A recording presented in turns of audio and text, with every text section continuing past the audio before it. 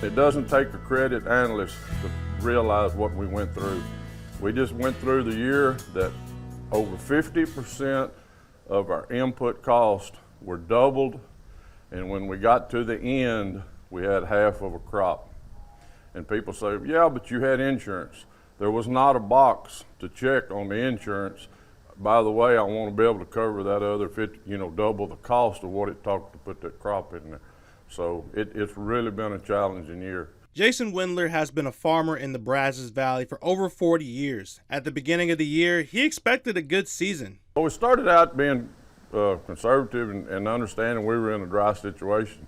But as the year progressed, we looked at it, and there was only 5 counties in the state of Texas that weren't in from D1, from D0 to D4 drought.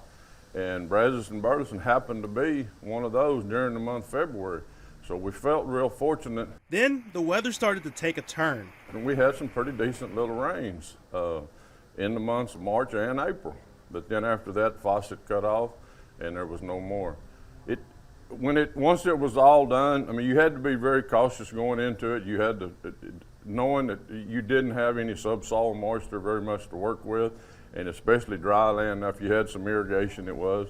But no one was anticipating 110-degree days on July the 8th and such as that. Still, Wendler is confident about next year's crops. What I've experienced in my 42 years of it, normally we won't have as bad of a year next year as what we just went through. Not to say that we won't have something happen in there, but it normally just isn't as bad, so that gives you something forward to go on with.